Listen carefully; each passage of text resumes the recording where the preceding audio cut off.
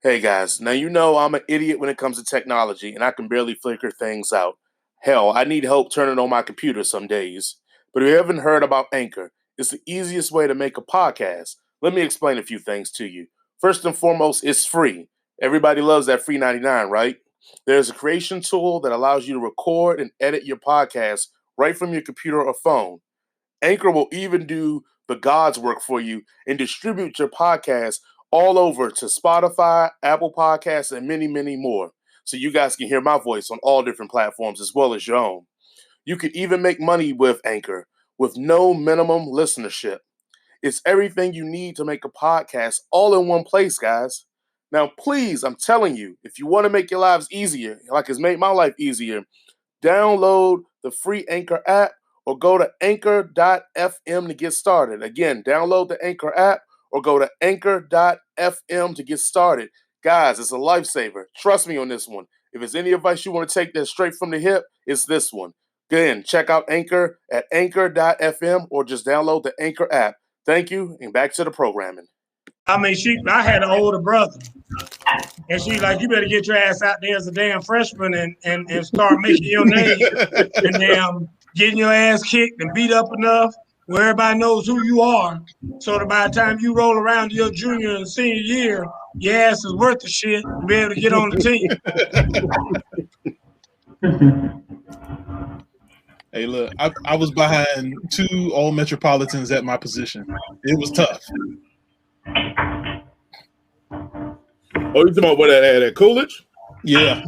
Oh yeah, I mean, but the basketball team was always stacked. So like, I was behind Omar Weaver and Derek Payne. Yep. I wasn't playing. Yeah. Coolidge basketball always had the talent, man. We had a guy that took 2 steps across half court and could knock down a jumper. What's up, Tom? Tom already in the building, Jay. And another guy who was recruited by everybody in the country as a sophomore.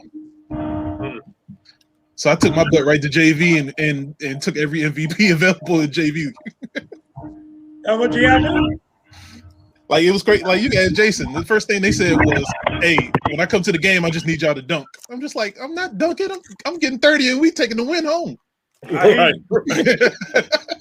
Who cares? I ain't gonna lie. We used to be mad if Irv or somebody ain't dunked.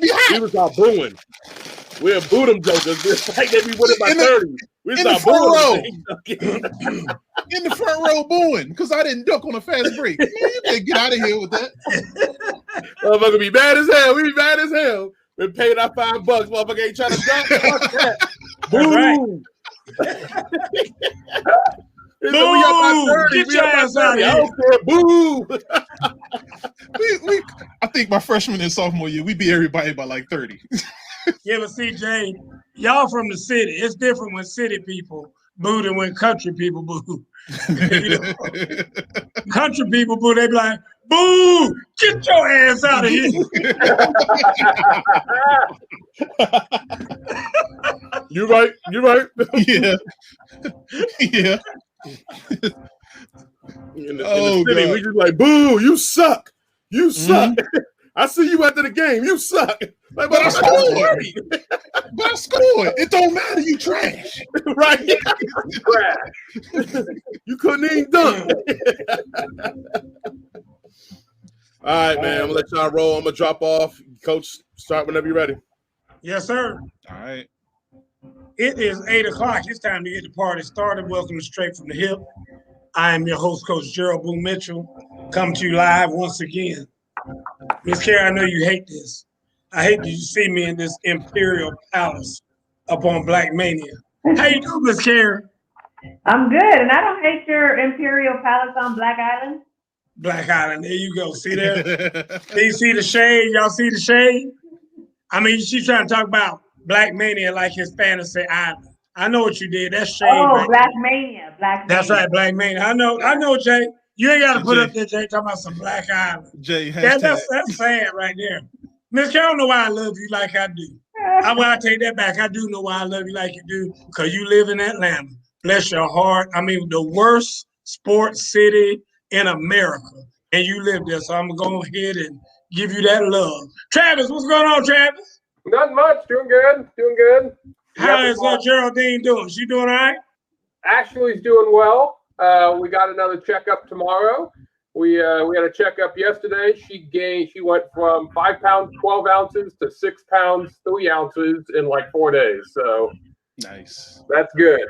So now just do me a favor. Y'all don't be trying to make another one anytime soon, because y'all what? Just give it a break. Just give it a break. And I don't want to be hearing about you trying to make another little Geraldine in there. Cause you name all of them Geraldine. I know that's what you want to do. Chocolate City, what's going on? Not much. Everything's good up here. The Washington football team named their team yet? Oh, please no. They ain't put out a bulletin about how they were gonna give a top 10 names or something like that, and guess what the name's gonna be? That's gonna be what it is. Y'all gonna have a little contest to guess what the name is gonna be. Always. And nobody's gonna like it. Hey, look, Richard Hood put it right there. Worst sports city is the ATL. I'm with you, Richard Hood. I'm with you on that. I mean, thank God we got the Atlanta United. I know Travis is happy to hear me mention that, because we got at least somebody won a championship around here, because them other teams have just got doggone placeholder. They just need teams in conferences, and they allow Atlanta, because they're a big enough city, to have a team in all them other sports. And Atlanta let's go ahead and get this party started. Guys, we are going to start off talking about, and don't ask me why, but we're going to start off talking about preseason football. I'm not a big preseason football person. I mean, there's some fools out there betting on preseason football. Do y'all realize? Let me start off the show like this. I need to come to some people with some reality. It is very difficult to get a pro football player who is under contract to play every game and to play every game that he plays in as hard as he can physically play. Does everybody understand that? So now there are 17 games during the season. It's hard to get them jokers to play in those games as hard as they can play. What the hell you think they're going to do with these jokers when they playing in a damn game that don't even count? I mean, are you kidding me? Do you think them jokers going as hard as they go? They like, man, I hate these damn preseason games. I mean, I'm just going to go out here, just trying to get my legs back under me, just trying to get the blood flowing a little bit. And then after that, I'm done. I mean, it's some of the sloppiest, raggediest football. And I know you say, well, Coach Boo, how would you know? You just say you don't watch it. I don't watch it. But when I see a score, 15-12, I'm pretty sure it was some sorry, raggedy-ass, sloppy football. Or you be seeing scores that don't even make sense to you. Like 17-13 or 17-22. You like, let me do the arithmetic in my head. How in the hell does somebody get 22 points?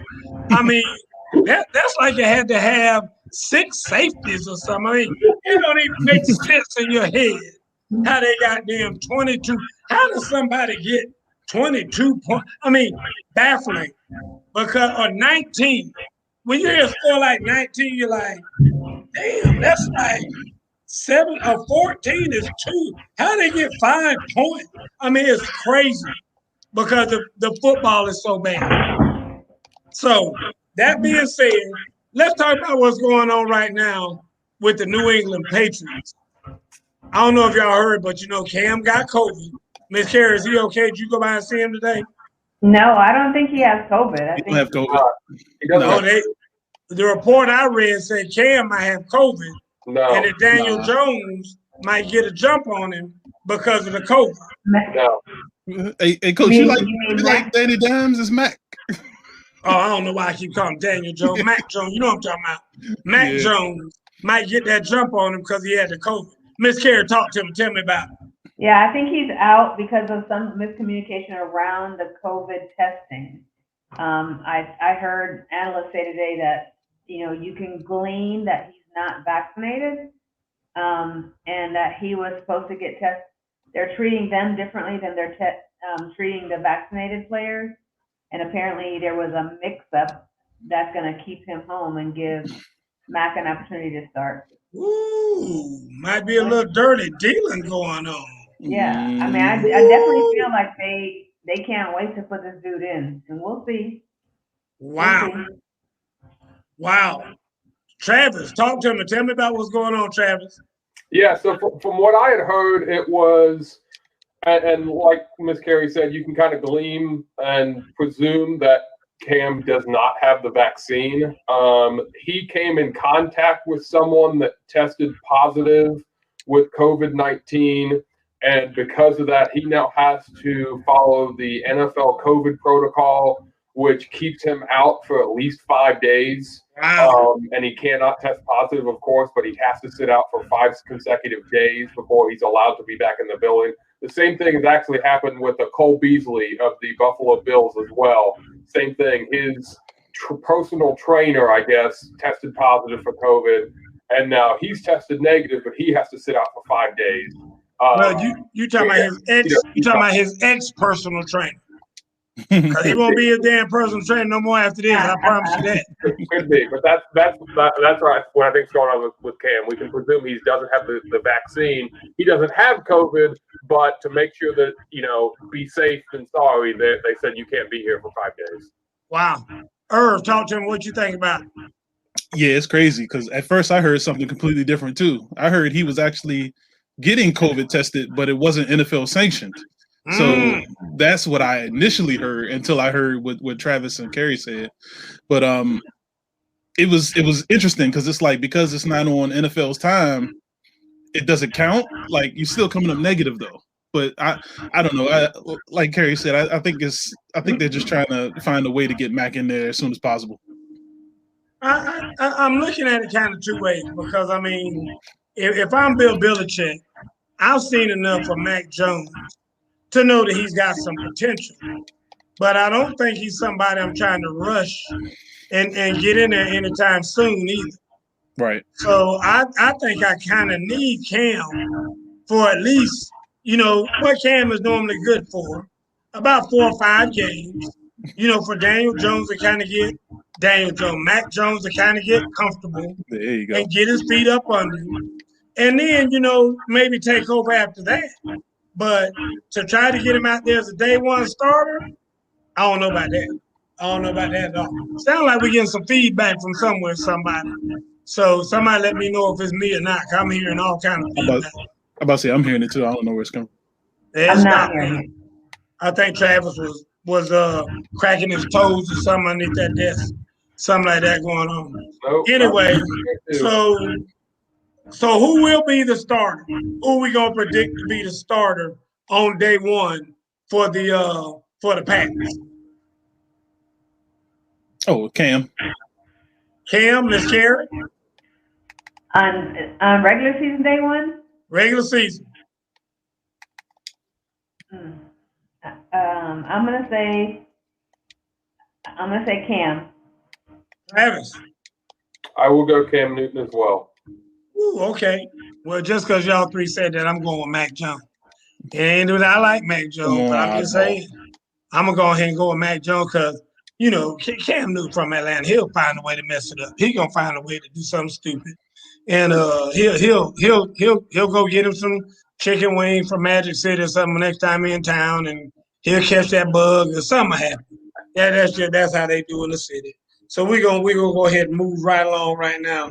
All right, next up, let me see what else we talking about here. Next up, we got what in the shiggity is going on in Chicago? I heard today that they had already announced that Andy Dalton was gonna be the starting quarterback in Chicago. Travis got that big old smile on his face. Travis knows something nobody else knows. Go ahead, Travis. Tell us why Andy Dalton going to start in Chicago. I think I don't know why they got Andy Dalton as the starter. As a former Bengal, I've watched him plenty of times. I know he's just kind of an average quarterback. I would run with Justin Fields, but I think they want to give Andy Dalton a shot, so that when they take him out after 3 or 4 games and they don't win anything, they put Justin Fields in, and then they can basically say, "Hey, we gave you a chance, and don't come at us." And then they're going to give the reins to Justin Fields, and I think it'll get the fans, who I think most of them are already on the Justin Fields side anyway. Once Chicago starts losing because Andy Dalton's just an average or slightly below average quarterback, they're all going to be on the Justin Fields bandwagon, and I think it'll, that's I think what they're looking for, and it'll be a spark to the team. What do you think? And with the number 3 pick in the NFL draft, the Chicago Bears select. This has got to be the dumbest thing ever. Andy Dalton is dumb. We already seen what he can do. It didn't look good last year in Dallas. It's bad because they got Andy Dalton and Nick Foles on the roster. Like, just get rid of both of them and just go on to the future. I mean, I'm with you there, but we'll talk about that, man. Miss Karen.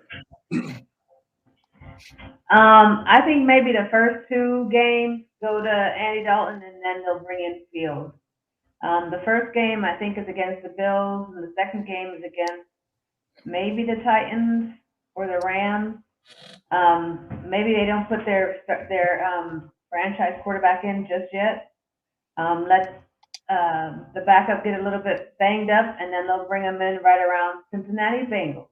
Sorry, Travis. I mean, here's my thing. I'm all about having a Cam Newton or somebody, a veteran quarterback, kind of lead the way, and not putting your brand new franchise quarterback out there before the Wolves that early.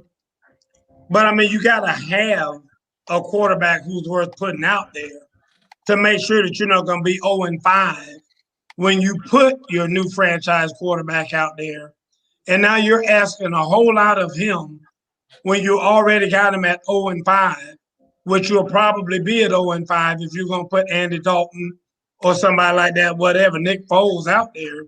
I think you're going to be behind the 8 ball. You might not be 0-5, but you'll be 1-4, maybe 2-3, and that's still a bad position to put your new quarterback in. So I don't understand that at all. If it's different and you have somebody, like I said, maybe a Cam Newton or somebody like that who, can probably get you at least 3-2 out of those first 5 games, I understand that. I understand putting him out there. But why are you going to put somebody out there who's probably going to put you into having a losing record by the time the other guy takes over? And I don't think you can afford to do that in the NFL. In the NFL, game 5, by then, normally they're already talking about who's going to make it and who's not going to make the playoffs. And normally what they predict is pretty damn close to being right, because that is a critical point in the season when you're about a third way through the season, when you can look down the road and predict, okay, we got these conference games left. We got these other games left against the better competition in the league, and you can already start kind of knocking them jokers down. Look at this man here. Look how he's escaping that kind. I mean, that dude is a player. That dude is a straight baller. And I think out of everybody so far this preseason, he's done the best. And I would think that he would have gotten a nod already to be the guy. So that's my opinion. But anyway, Miss Karen, go ahead, Miss Karen. Come on. So in a situation like the Patriots and like Chicago, if Newton and Dalton start and they take them to a 3-2 season by game 5, isn't it more difficult to pull that quarterback since they now have a winning record if you really want to test the waters with that second string quarterback? Well, it depends on who you are. It depends on who you are, because it wouldn't be hard for me to pull it. I mean, like I said, I don't think it'd be hard for Bill Belichick to pull it. I mean, I think when you're a softer coach and you kind of let the public's opinion sway you or this or that or other, or you listen to these dumbass broadcasters trying to sway you and whatnot, it might be hard for them. Would it be hard for me? No, because I'm going in with a plan. Matter of fact, I'm not the only one who's going to know the plan. I'm going to let them know it. I'm going to say, listen, you're going to take us about game 5. And at game 5, come hell or high water, we going with the next guy. And I mean, so you can go ahead and start trying to find somewhere for you to go and get traded or whatever, it don't matter. But the bottom line is that at 5, we moving on. And I mean, it's that simple. I mean, because see, I just think you need to be fair. And now nobody's gonna do that, because if I tell you that in the beginning of the season, you're gonna act like an ass all the way up to game 5, because you about to be yanked anyway. And so, in your mind, it doesn't matter how good you do. My thing is, it does matter how well you do, because at the end of the day, your ass gonna try to go somewhere when you leave here. So you better be trying to help build your resume, Cam Newton, Andy Dalton, whoever, to show that your ass can still play, so that you can find somewhere to go when you leave here. I mean, that's what needs to be happening, in my opinion. Irv, what do you think? 100%. But when it comes to the NFL and you above that 8-year gap, you playing for your next contract anyway, whether it's going to be 1 year, 2 years, maybe. I mean, Cam Newton knows if he's not stuck with the Panthers, which he no longer is, he can go anywhere at a drop of a hat. So guys like him, Dalton, Foles, Fitzpatrick, they just playing for their next 1 year deal right now. Amen. Let me ask this question for you guys, because Jason just asked it from the back. He said, what do you say to the fact that the top 3 quarterbacks in the league, for the most part, sat their first year? Brady, Rodgers, and Mahomes. We'll start with Travis. I think all 3 of those were in a completely different situation than what Justin Fields especially is at. I'll start with what Mahomes first. Mahomes went to was a backup quarterback, Alex Smith, a former number 1 overall draft pick. They were not absolutely terrible like the Bears were. Alex Smith was a productive player. They did win 2 games that first year. So it's very similar, of course, with Aaron Rodgers, with Brett Favre. They were still winning at that time. And even Tom Brady, Drew Bledsoe was, still winning a little bit. The only difference with Brady is he was like a 6th-round draft pick. No one really knew exactly what what he could and couldn't do. And he was not out there. Draft. I do think there's a little bit there's a difference between and with Justin Fields and Mac Jones being number 1 overall draft picks, but especially for the other 2, they had an established veteran quarterback at the time, and they weren't winning every game, but they weren't losing every game either. So you do learn. That's probably what the teams were looking for. It was to learn, get those quarterbacks to learn under them. Jason said the Bears made the playoffs last year. So what the hell are you talking about? That's what I'm talking about. Okay. I'm just don't shoot the messenger. I'm just passing on what he said. Tom asked the question, what is a conference game and how is it different from any other game? Tom, all of the teams are put into a conference. For instance, Travis, his teams are in the worst conference in football. I take that back. Miss Carey's team is in the worst conference in football.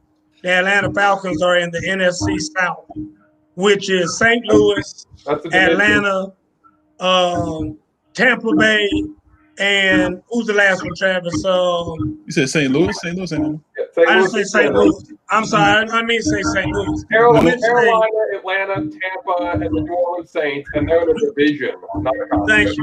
Thank you. Okay, whatever you want to call them. But that's what they are. They're in the NFC South. And if you win in your division, regardless of how bad your division is, normally the winner in this division, it wins like you can be 7-9 and win the division, but that will allow you to go to the playoffs just because you won your division. So they look at that first before moving on to anything else. So that's why it's important for you to win your division. So that's kind of why it's important for you to understand the whole division process. And then they have the NFC versus the AFC. The NFC is the National Conference. The AFC is the American Conference. And so then they get a champion in those two, and then those two come together to win the Super Bowl. So it goes from divisions to conferences to the overall champ. So that's kind of the way it works, Tom. And Tom said, sorry, he's just trying to learn, and we appreciate that you're trying to learn. So that's why I know that was kind of quick the way I did it, but that's the way it is. There's 32 teams, and there's 8 divisions, and it goes, every team has 4 divisions in it. So that's how that goes. So thank you, Tom, for your question. All right, anyway, moving right along. Let's keep going. Carrie, Jason's asked about your mic. Is it your mic? I'm trying to. Getting some say it might be your mic. But anyway, let's talk about what happened yesterday with New Orleans Saints. Because I shouldn't say yesterday, Sunday with the New Orleans Saints. Guys, Jameis had a great day by some folks' accounts. I'm gonna leave it at that. I ain't gonna say nothing. I'm just gonna leave it at that. And I'm gonna start with Miss Carrie, because Miss Carrie looks like she got a lot on her mind. Miss Carrie, were you happy to see Jameis have a good day the other day? I mean, he's plays for the Saints, so no. But he himself, I mean, we've seen this before. He shows up, but he's not consistent, and you can't count on him. So, I mean, he looked good yesterday. That's it. That's the commentary. That's the commentary. Travis. Was I happy that he did good yesterday? No, just I want you to tell me what you thought about his performance. Nobody gives a damn if you happy or not. I want to know if you just. I want to know what you thought about his performance. From the stat line that I saw, because I didn't watch it, he seemed like he had a pretty good game. But again, it's preseason. It is Jameis. He tends to have, one really, really good game and then 3 or 4 kind of stinkers. There was former number 1 pick, so he's got talent. I don't think it's going to be a consistent thing for him throughout the whole season. I think it's just kind of a 1-game thing. Let's also remember it's against the Jacksonville Jaguars, who may be the worst team in the league. So I don't put really much stock into it. What was the stat line, Travis? Do you know? Off the top of my head, I don't know what his stat line was. Okay. Mr. Irv, talk to me. Yeah, I'm rolling with everybody else. It was against Jags, who will be back at number 1, if not the Jets. The Jameis Winston is going to show you what he wants you to see. He's going to be able to show you he got the long arm because he used to pitch. He's going to show you that he's been working hard. But when you need him, that's when them 30 interceptions are going to pop up. Yeah. So, his stat line, 9 for 10, 123 yards, no interceptions. How many touchdowns he had? It was 2, wasn't it? 2. Yeah. Matthew Coulette says, Jay Winston balled. I was thrilled. And the wide receivers helped him out, but a great game. Guys, here's my thing. And let me say some of the things that Travis said there. Number 1, you playing against the Jaguars.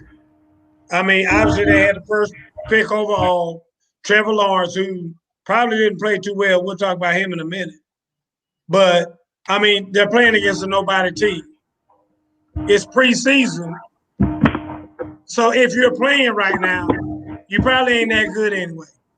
Because everybody who's worth something ain't playing right now. You ain't seeing no Aaron Rodgers. You ain't seeing no Tom Brady. You ain't seeing no Patrick Mahomes. Everybody who is somebody ain't playing anyway. I mean, even defensively. You're not seeing any J.J. Watts and all them kind of guys out there. I mean, you ain't seeing no Von Miller. No, but none of those kind of guys are playing now anyway. So talk about Jameis looking good and this and another. I mean, like Matt just said, the receivers helped him out. Matt, the receiver helped him out a whole lot. I mean, there were a couple times receivers were diving, making one-hand catches.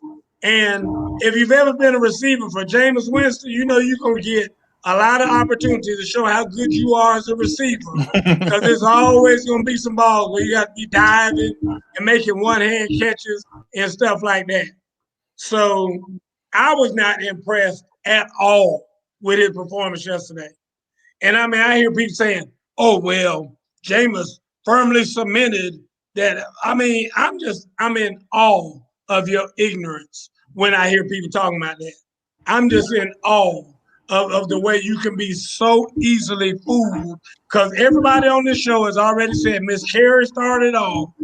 Everybody knows who the real Jameis is. I mean, he gonna be flashing, do some stuff like this, just enough to get your palate ready for thinking that you might be good. Damn, it sounds like he's an Atlanta Falcon. But I mean, he gonna get your palate just enough ready where you thinking you got something, and then all of a sudden gonna snatch that tablecloth off that table and just cause havoc. And that's what's gonna happen with James right now. I'm telling you right now, if I'm them, I'm already looking for who we gonna trade him for, or who we gonna get in here after him, or whatever, because it ain't gonna last long. And when he crashes, they're gonna go ahead and get rid of him. They're not gonna keep him as whoever's backup. And I'm not convinced, just like they're not, that Taysom Hill is the guy either. Mm-hmm. So they better be looking now for who's out there. It'll probably be that jackass that just left Philadelphia, who's out there playing for somebody else now, hurt and beat up. What's the name? You talking about Foles? No. Wentz. Wentz. Carson Wentz.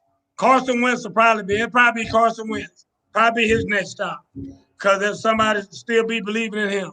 But it'll probably be somebody like that who will, like I said, he'll be the widest welcome wherever he is now and be ready to move on and go somewhere else. So I'm just telling you, that's my prediction, is that Jameis will crash and burn. And when he does crash and burn, then they'll have to go get somebody else. So I'm just going to go ahead and put that out there right now. So anybody else on that before we wrap it up? Nope. I did see when he came to the sideline after one of the touchdowns, he went to talk with, it looks like, I don't know who their offensive coordinator is, but he said something, and the coach just looked at him, and he was like he walked away. I think he needs to keep his mouth shut and keep that ball in the air. That's how he performs the best. Bless his heart. Miss Carey, you just ruthless. I mean, that's Atlanta woman talking right there now. I've heard that kind of talk before. They like that up there in Chocolate City, Herb. Hey. They talk like Miss Carey. Yes, they do. I mean, just as blunt as she can be. Just keep your mouth shut and keep the ball in the air. Straightforward. That's it. Miss Carey, I'm trying to see if I can get you a job, at least as an assistant GM. I mean, you need to. I want to hear you just whisper that into the GM's ear and be like, "Ooh, that's good. I'm going to have to use that right there. Yeah, that's pretty good right there." Miss Carey on the mic. Anyway, last but not least, and I hate to talk about this young man because I know him and coached him and everything else. Guys, is Trevor Lawrence going to make it? I mean, it seems like, a lot has been going on with him, and I'm not so sure that he's even adapting to the NFL way of life. And I say that because, I mean, they've been kind of keeping him back and holding him back. I think he went through some kind of injury phase and whatnot, kind of mysterious injury. And then nobody's really come out and said, what the hell is going on with Trevor Lawrence? I'm gonna start with you. Let me start with Herb. Herb, what do you think, Herb? Listen, I think he has David Carr syndrome. His offensive line is tragic.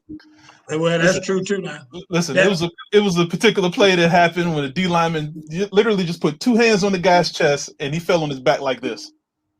I've never seen that ever in life in an NFL game, preseason or regular season, that a guy just literally just put two hands on his chest like this and he fell back like this. I mean, I don't know if you've seen Marcus Spears has a new segment on that Get Up show called "You Need More Security," and it shows guys like that getting beat. My word. And listen, I've been watching football for over 30 years. I've seen some big guys on the defensive line do some crazy things. Yeah. But nothing like that. Like that joker just crumpled. It was crumpled. Just went down and then just caused a train wreck with other people on the offensive line. And I saw that. It's plays like that. I'm gonna pray for Trevor Lawrence in the first year, man. Hopefully, their first pick in the draft next year is going straight to offensive lineman. But this year, just go ahead and throw that away. I hear you, Miss Carey. What do you think? I really thought who I hated to watch the most was Urban Meyer. He looked like he was holding the largest turd in his ass the whole game. I mean, he was bent over, holding his knees, shaking his head, coming back like sweating. I mean, I've been there before. You know, you don't know how much longer you got. So he was holding stuff, and I thought, well, for a rookie quarterback to be looking back on the sideline and not get any assurance from the head coach, right, or his offensive coach, like they looked more worried than he looked. And that's a concern for me. Miss Carey, you hitting the nail right on the head. I'm with you on that. I was actually, as I was driving here from Gata, I just got off work to get here, and I'm thinking to myself, could Urban Meyer be on the hot seat already? Could he be like one of these 1 year, one and done coaches? And I mean, I was coming to the summation in my mind, and yes, he can be. But anyway, let's get down here to Travis. Travis, what do you think going on with Trevor Lawrence? Yeah, Jay, the first thing I thought of is exactly what Jay put up there. This has Joe Burrow written all over it. Good young quarterback, has talent, but is on a terrible team. He's going to make it halfway through the season, and he's going to get hit so many times he's going to get injured. And we're going to look at it and go, why didn't they get enough protection for him? And that's exactly what I see. Like, this literally screams Joe Burrow from last year. Very good young quarterback, has talent, is going to be good in a few years, but just needs more talent around him, especially in the offensive line, because he's running for his life, and it's just going to take 1 or 2 hits that I think, unfortunately, it's not going to surprise me that he does not finish the end of the season. And it's going to be due to injury. It's not going to be due to his bad play or anything like that. It's going to be, he's going to get injured, and we're going to go, well, why are we surprised? Because, you know, Jacksonville has a terrible offensive line and they didn't defend it. And that's exactly what happened to Cincinnati last year and Joe Burrow. And now with Travis Etienne out for the season, now they don't even, you know, James Robinson is a very good running back, but you know they were going to run him. You know, he was probably going to be their number 1 or number 2 player out of, you know, offensively was going to be Travis Etienne, and now he's gone for the season. Yeah, and I'll agree with Travis on that. I think that just think about it now, you're Trevor Lawrence. You're the number 1 overall pick. You went to a bad football team. You knew that was going to happen. But now just think about what's going on in your mind. First of all, I'm not sure that Trevor Lawrence believes in Urban Meyer. I know I don't, not from what I've seen so far. So, like I said, I'm not sure that he has that faith and he has that assurance that Urban can manage his football team properly. Okay? Number 2, Travis Etienne, who was your college teammate, is now out for the season. So whatever comfort you kind of have with him, like, hey, I know he's going to be here and we're going to get through this thing together, I think that's gone now. So then when you go to this, okay, I got a terrible line. You know, I've got mediocre everything else. Our defense isn't that good, all of these things. I think at the end it just kind of says, this is not probably the season for me. So I'm not sure how you play with that many cards stacked against you. I'm not sure how that's going to be for Trevor Lawrence or anybody for that matter. So the best thing that can happen to Trevor Lawrence is that Minshew starts. Yeah, but that's not the best thing that can happen for the Jacksonville for the team. Yeah. Because if you're Urban Meyer, that's the last thing you want to happen because that dude is terrible. Yep. And I mean, he's really bad. I mean, like, you'd have a better shot with me in there than having him in there. I'm gonna tell you that right now. I mean, that dude is garbage. If you've ever watched him play, he's really bad. So I don't think that's the deal. So anyway, moving right along, we're gonna switch gears now. We're gonna talk about the NCAA first, football. There, Geraldine is. Hey, Geraldine. We're gonna talk about there you go. Look at Mama dropping it off, baby. You saw Travis's face. Dropping it off. I know Travis scared. When he handed the baby out, he's like, oh, "I'm doing my show." Travis scared. No. Travis sitting up there like, "Hey, where are you going? Don't go too far." That's that little Travis ass. All right. Anyway, where are you going with that milk? I know that's right. I don't know what she's doing. Let's talk about the NCAA real quick. We got about 2 or 3 topics we're going to talk about because I think that the first one is funny. I call them the left three. The three that's left form a union. Did y'all see this where the Big Ten, the Pac-12, and the ACC now have decided to form a union to basically throw shade at the SEC?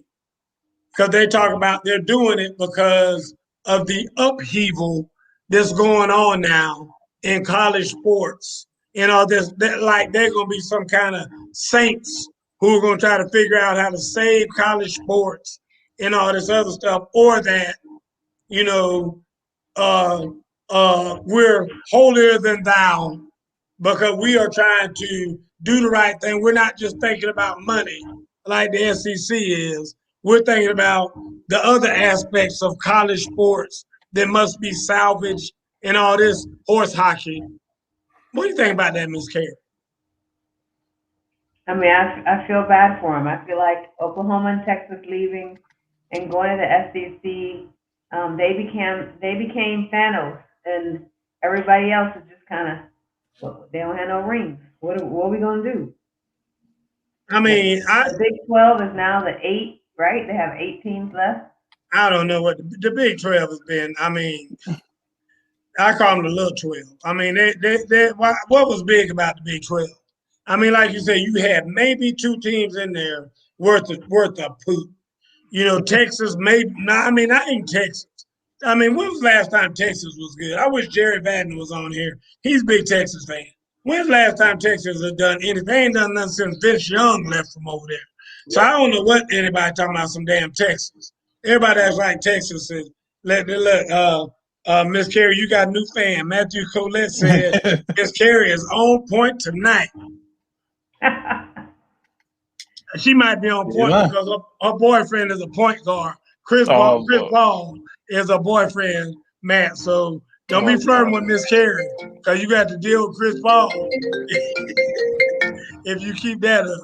So, Herb, talk to him. What's going on with them three jokers coming together? Hey, bottom feeders got to eat too. Scavengers got to eat. But listen, man, I just got a feeling. Like I said before, it's going to get worse before it gets better. Now, I do want to see how the plan is laid out, see what type of sense it's going to make. Because as of right now, them just saying it's going to be an alliance, a semi-alliance, it's not really telling me nothing. Like, how is it going to affect other sports? Because we know why they're doing it. It's because of football. Ain't no doubt. There's no doubt about it. I mean, but if everybody really understood how much money football brings in, especially in the South, I mean, it's different if you're out there in California and whatnot. You know, when you're choosing between the beach and going to a football game, the beach going to win out most of the time. I can just tell you that. I mean, but, you know, when you in Mississippi State and it's either – you know, you're going to go to a football game or go possum hunting. I mean, football is going to win out most of the time. Hey, don't disrespect possum hunting now. I mean, you're in the state of Mississippi. I mean, or maybe go squirrel hunting or something like that. Yeah, shoot some whales. You're just limited in what your opportunities are. And so football is king in the South. Because in a lot of these places where they have football, they don't have anything else. There's nothing else to do. Even, I hate to throw shade on all the Alabama fans, ain't a damn thing to do in Tuscaloosa other than go to the damn Alabama football game. I mean, I'm just keeping it real. And so that's why people love these teams and whatnot, because they are the only thing in town to do. And so football is king in the South for that reason. And that's why it's boo-boo out on the West Coast, because they got beaches and beautiful women and bikinis. And I mean, it's a whole lot going on out there. I mean, it's a beach on every corner down there. They got Manhattan Beach and Venice Beach. And I mean, everybody got a beach down there. There's like 17,000 beaches out in California. So, dude, there's just too much going on out there. Travis, talk to me. Yeah, I think we mentioned it, last week as well, when kind of all this had gone down. This is the start of having, 2 or 3 conferences, period, in college football. I understand why the Pac-12 and the Big Ten and the ACC are getting together. I honestly don't know if it's going to happen. I could easily see one of them trying to back out for whatever reason. And I think it would be the Pac-12 because they're kind of like the other team. I could easily see a year from now them being like, we changed our minds. And maybe they try and start a super league with the Mountain West conferences teams and some of the Big 12 teams that aren't, your Texas and Oklahoma and Kansas. I could see that happening, and maybe we end up with 3 super conferences. Basically what the SEC is now with Oklahoma and Texas, ACC and the Big Ten, and then like all your West teams. And I could easily see like a 3-conference, like mega superpower thing going on. But I don't know if Pac-12, Big Ten, and ACC stick around, 2 years from now. I don't think that happens. Well, let me answer your dad's question. Your dad says, what's a semi-alliance? Is that a dating term? And I think that's exactly what it is, Mr. Butler. A semi-alliance means we're going to make this announcement that we're all on the same side, but we ain't signing the damn thing. Pretty much. So, in case one of us decides to beg the SEC to pull us in there with them, then we're going to jump ship just like everybody else did and get right on in there with them. So, the bottom line is that nobody wants to really sign anything because right now, nobody really knows what's going on. Because until the SEC firmly says that this is the way we're going to be and this is the way we're going to line up, everybody's still hoping that they might get a chance to get a piece of that pie. But I don't care what they tell you. I mean, the Big 12 might be sending them some information right now. Say, hey, have you ever thought about having a SEC West? Y'all be the SEC East out there. Let us be the SEC West out here. Have y'all ever seen what it's like to fly out here and visit California? And I mean, we got beautiful bowl games out here, and I mean, it's lovely out here. If you only want to come out here for about a week or so, I mean, nobody want to live out here. But if you want to come out here just for about a week, I mean, you would love it out here. So you never know what's going on behind the scenes. I guarantee you, Ohio State, you're going to tell me Ohio State and Penn State hadn't called the SEC and said, what about what's us? up?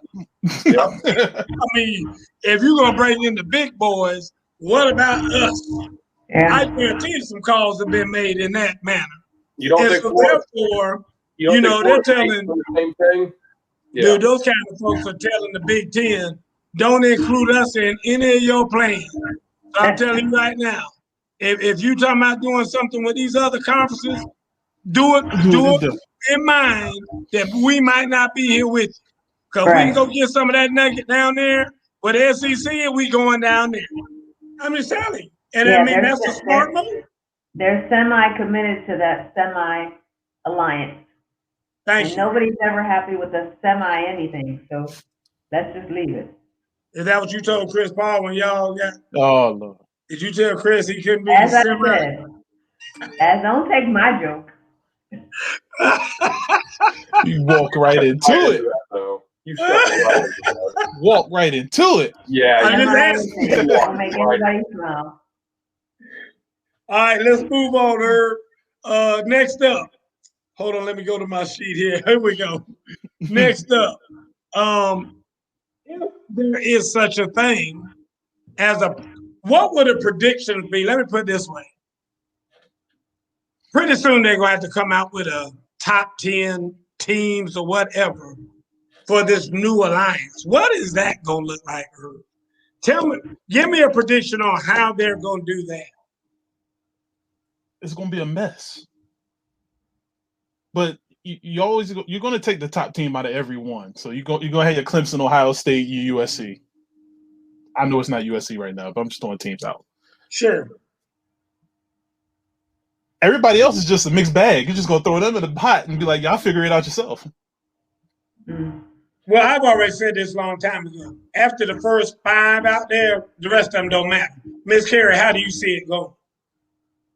Yeah, I don't know how it goes. Like, we didn't name the top or the teams that always are at number 1. So it's either going to be, I mean, like Herb just said, the first 5 are the same 5 that we expect to see year after year. And then after that, who cares? It's the rec league. I'm with you. What do you think? What do you think, Travis? Yeah, I don't think it really changes that much. I think there'll still be a top 25. I think they'll still, have basically the exact same, polls and everything. I will say the one thing I do think it could change is if we end up with, 3 or 4 mega conferences, I think we will get more super games in terms of, your Clemson's playing Alabama or your USC playing Texas. So, every year there's always those super games that everyone looks forward to at the beginning of the season. I think we would get more of those with less conferences. Let me ask you this, Travis. And let me ask you this. Matchups. How would you feel if you had a top 25 and the first top 10 to 12 teams were all in the same conference, which was the SEC? Well, they overrated anyway, so. Yeah, I don't think it would be to that extreme, but I think that, at a top 25 and your top 10 is out of the top 10, you probably have 6 in the SEC, especially if like the ACC and the SEC get together. I think that's what it would be, but that's almost what it is now already, right? Like it's really not that much of a difference, other than just there would be less conferences and they would just be in the same conference and they'd be playing each other. So I don't think there'd be that big of a difference. Matt Kool-Aid says, I think North Carolina is the program that's the outlier. They're building a powerhouse. That's the roadmap. I agree with you about North Carolina. I think they are building a powerhouse. I'm not sold on Mac Brown as being the coach over there. Okay. I think that I'd like to see them perhaps with a different coach and somebody who's a little bit younger and a little bit more into today's game and today's way of doing it. That's just me. I'm not sure that Mac Brown is the guy to lead them. Now, I agree with you. They've got some studs over there. And, I've been having several kids over there, Josh Downs being one of them, who will be a sophomore sensation this year. But I think that, they're ready to bust out. And he's been predicting to me for 2 years now they're going to beat Clemson. And he said he swears it's going to happen this year. I don't believe it, but he says that it is. And I think they are doing something special in North Carolina, but they're still in that ACC, and they hadn't gotten that golden ticket from Willie Wonka just yet to come be part of that SEC. So until that happens, they're going to have to eat that bad chocolate. I will say, if they're going to beat Clemson, this is the year they got to do it, with Sam Howell being, what could be the best quarterback in the league. And Clemson's got DJ Ungale. Yeah, he's good the few games he played, but he hasn't done a lot season. I take Sam Howell over DJ this year. So if they're going to beat him, this is the year to do it. I will say that. And they are hyping him up heavy in Tar Heel country. Yes. Yeah. They've been hyping him up. He's the number 1 overall pick next year. They've been hyping him up since he was in about the 9th grade. Yeah. So I'm not a true believer, And I damn sure don't believe in him being the number 1 overall pick, Travis. I'm not saying I agree with it, but I've seen. He's saying that's what they saying. Okay, I just don't want you drinking that Kool-Aid from that baby's bottle, cause I can tell you right now that ain't gonna happen. I don't believe that. Come on, so don't drink that Kool-Aid. I'm not rooting for no North Carolina. I'll stick with South Carolina. I hear you. Okay. What about coaches? Are there any coaches, college coaches on the hot seat? I mean, the season getting ready to get started. Do y'all see any coaches on the hot seat? Let's start with Miss Carey, because she ready to slice and dice. Miss Carey, who you gonna fire? You know, I don't follow college that closely, but the one coach that I thought would be on the hot seat was Harbaugh at Michigan. Yeah, he's always on the hot seat. But they're not doing anything with him. So he's in, I guess, but that's who I would consider. They brought him in to win and to beat Ohio State primarily. Amen. He hasn't done it yet. Amen, Miss Carey. Good call. Travis, who's on the hot seat, Travis?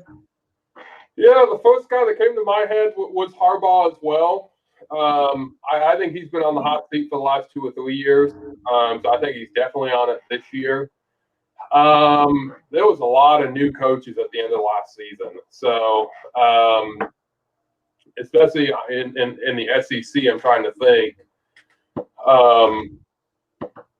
of coaches that could be on the hot seat. And off the top of my head, I'm not predicting any. But other than Harbaugh, he's definitely number 1A is Harbaugh. Big Irv, talk to me. Listen, that was always the first name that came to my mind was Harbaugh. Yep. I was trying to hurry up and think of a name just off the top of my head. What has Texas coach ever done? I'm with you on that. I'm there. Well, you know they got a new coach there. Well, what's his name is out now? Yeah. Isn't that right, Travis? Texas? Yeah. Tom Herman's out. They brought in okay. Yeah, they brought in what's his name? Muschamp is on the hot seat. Muschamp's not even the head coach. He's not on the hot seat. He's defensive coordinator for Georgia.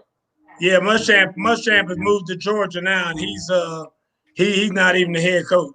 But keeping it real, I got Kirby Smart on the hot seat. Really? I do. Dude, if University of Georgia don't win something soon, listen, you always look, they are at the top. If not, they're in the top 3 as far. There you go. Somebody brought it right there. Matt read my mind. I'm just telling you, Kirby has got to, like he said, he's going to have to be Clemson or Alabama or do something spectacular this year. If he doesn't, I say he's on the hot seat. And I like Kirby. Don't get me wrong, I'm a Kirby fan. If you've ever met Kirby Smart, nicest guy, just a good old Georgia boy. I love Kirby Smart. But I'm just saying that, and I agree with you on Harbaugh. Just like Miss Carey said, they brought you in here to win a championship, beat Ohio State. You hadn't done nothing. You hadn't done none of the above. So, to go 9-2 at Michigan, everybody like, anybody can come in and go 9-2. We want you to go 11-0 or go 10-1, and one of them 10 better be Ohio State. That's what you go to Michigan for. And if you're not getting that done, nobody cares about being 8-3 and going to the Dollar Tree Bowl or going to the QT Bowl or going to the Q-Tip Bowl or what. Nobody cares about that. Nobody cares about you going to to whatever bowl they have in Atlanta so your kids can go to Magic City and sneak down there. Nobody cares about that. The bottom line is that if you can't come in here and win the Big Ten championship and take our ass out there to California in that damn Rose Bowl out there, then in it, or if you can't get us in them top 4 for the championship, man, get your ass out of here. That's it. Yes, yeah. I was going through a list of coaches in my mind, and I think Ed Orgeron could be on the hot seat. I know. You think so? Yes, because he was already on the hot seat before they won the title. they did not have a good season this year. This is LSU we're talking about. And those fans could really turn on him and basically go, hey, that was because of Joe Burrow, and what have you done? You know, you didn't even you brought that guy in as a senior transfer, right? If he does not have a spectacular season, if he has a bad season, I could see him possibly, getting the boot. Well, I'm gonna give you one more that I think should be on the hot seat. Clay Helton out of USC. If Helton doesn't do something out there this year, I mean, he's been on the hot seat. They were gonna fire him a couple of years ago, and he pulled a bowl win out of his ass. Did something spectacular that saved his job. If he doesn't return USC to just at least win the doggone Pac-12, which is nothing. If he can't do that, his ass gonna have to go. I'm telling you that right now. I guarantee you that's gonna happen out there. I don't have any doubt about that. All right, moving right along. Irv, I'm gonna switch over to the NBA real quick because Jay gave us some great topics to talk about in the NBA. And I know only a man with your knowledge of basketball can help us answer these questions. We got 3 minutes left in the show. Real quick, Irv, which number did Kobe play better at? Number 24 or number 8? I'm gonna ask Miss Carey first. Miss Carey, what do you think? Number 24 or number 8 for Kobe? 8. She says 8. What do you say, Travis? I don't know. 24. All right, now we're gonna go to the expert. Irv, talk to me. Me personally, I'm gonna always choose 24, but only because we got the full Kobe experience at 24. When he was at 8, he was growing into that guy to get to that level. Now, toward the end of the 8 is when he filled in all those numbers and stats that he missed out in the first 2 or 3 years as 8. But it was consistent all the way through at 24 until he tore his Achilles. Okay. So for me, the excitement was 8. The one that I always loved to watch was 24. There you go. I love the answer. He mastered the game in 24, Bradley Davis did. All right, what about LeBron? LeBron better at 23 or 6, Miss Carey?